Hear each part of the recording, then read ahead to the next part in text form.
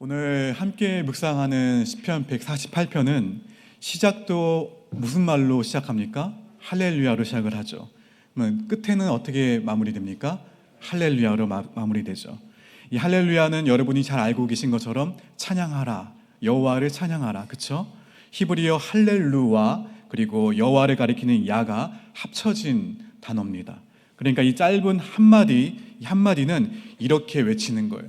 여호와를 찬양하라.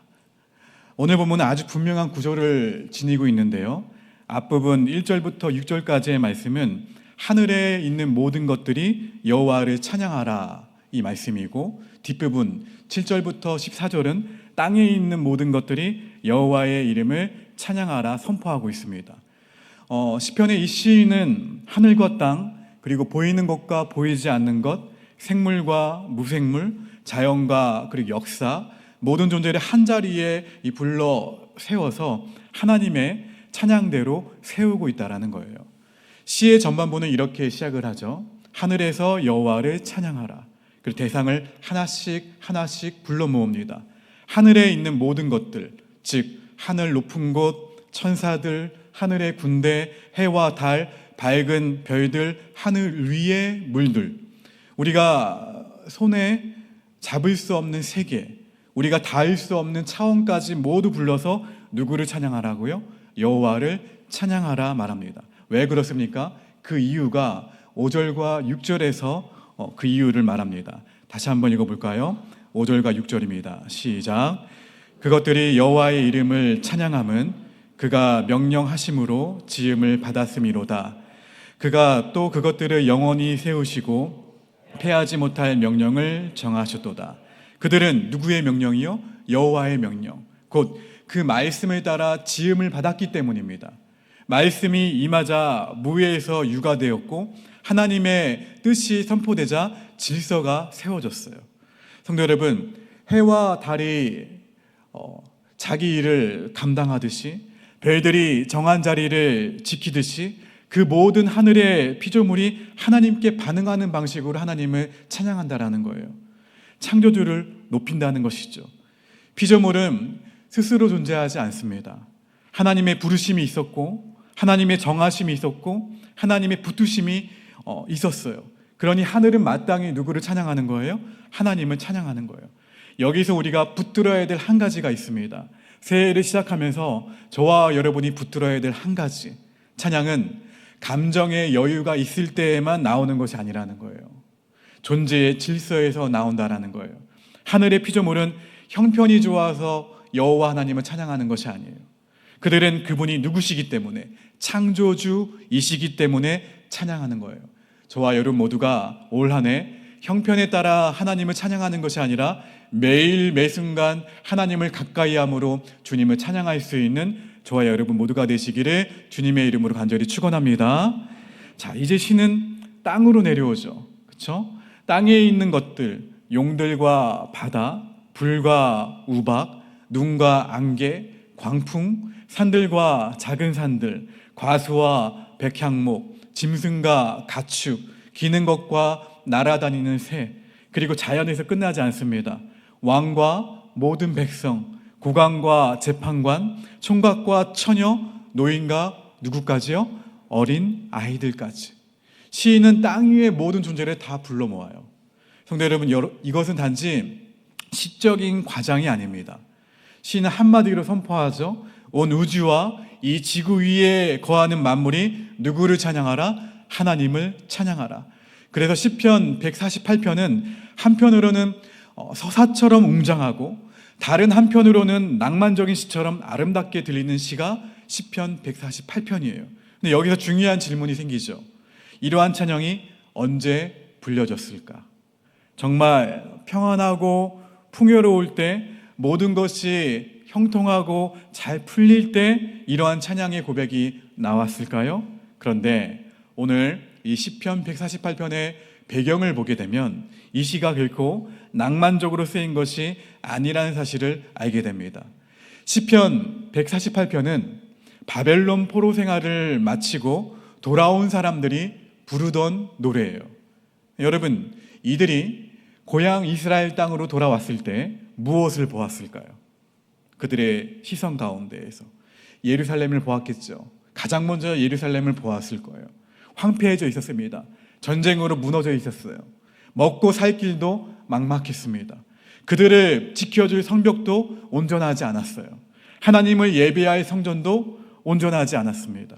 현실을 보면, 현실만 바라보면 희망을 찾기 어려운 상황이었어요.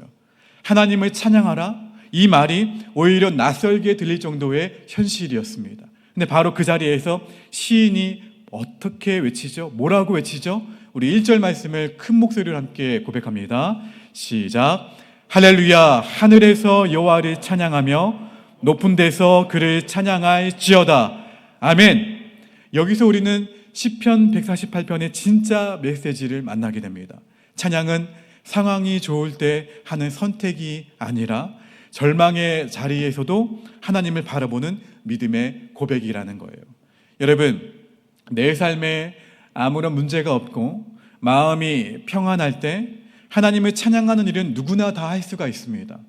감사할 일들이 많을 때 사실 찬양은 그냥 흥얼거리는 노래들처럼 자연스러워요. 형통하실 때, 형통하게 나의 기도 제목들이 다 응답될 때 내 입술에서 누구를 찬양하게 됩니까? 하나님을 찬양하게 되죠. 그러나 인생의 수많은 문제 앞에서 고통스러운 시간을 견뎌야 될 때 찬양은 결코 쉽지가 않아요. 시편 148편이 우리에게 말하는 바가 이것입니다. 하나님을 찬양할 수 없는 때는 없다. 하나님을 찬양할 수 없는 장소는 없다. 하나님을 찬양할 수 없는 상황도 없다. 왜 그렇습니까? 찬양은 환경을 보고 나오는 것이 찬양이 아니라 하나님의 존재와 하나님의 주권을 보고 나오는 것이 찬양이라는 거예요.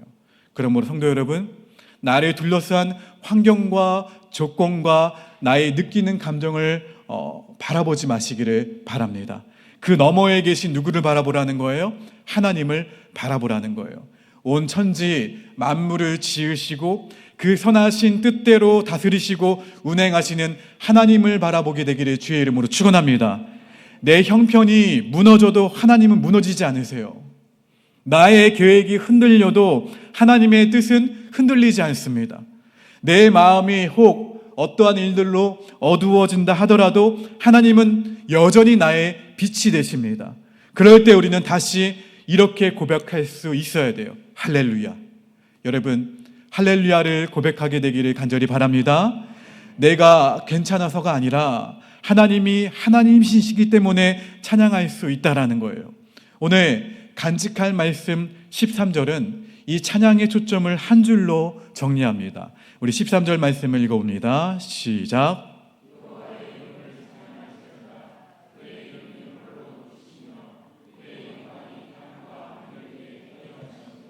아멘. 여호와의 이름을 어떻게 하자고요? 찬양할지어다. 여기에서 이름은 단지 호칭을 말하는 것이 아니에요. 하나님의 성품을 말합니다. 하나님이 하시는 일을 말해요. 하나님의 언약의 신실하심을 의미하는 말이에요. 그리고 그 이유가 이어지죠. 그의 이름이 홀로 어떻다고요? 높으시며 그의 영광은 어떻다고요? 땅과 하늘 위에 뛰어나심이로다. 여러분, 이 말은 결국 이렇게 고백하는 거예요. 하나님만이 높임을 받으실 분이십니다. 할렐루야. 함께 고백해 볼까요? 하나님만이 높임을 받으실 분이십니다. 우리의 구원도, 우리의 소망도, 우리의 내일도 하나님께 달려 있습니다. 할렐루야.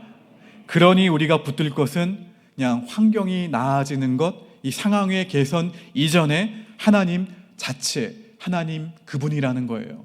시편 148편은 할렐루야로 시작해서 할렐루야로 끝납니다.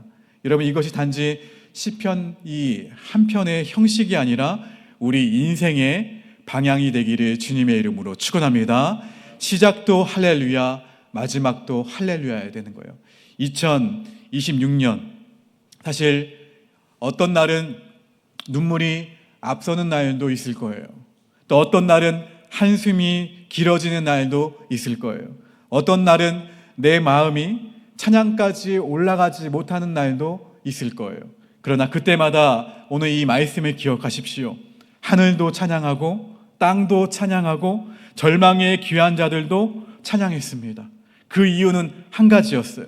하나님이 창조주이시며 하나님이 통치자시며 하나님이 우리의 반석이시기 때문입니다. 그러므로 오늘 우리가 다시 주님을 바라보며 고백하게 되기를 바랍니다. 따라합시다. 하나님을 가까이 함이 내게 복이라. 할렐루야. 여호와의 이름을 찬양할지어다. 그의 이름이 홀로 높으시며 그의 영광이 땅과 하늘 위에 뛰어나심이로다. 이 말씀 기억하시면서 함께 나의 안에 거하라 함께 찬양하겠습니다.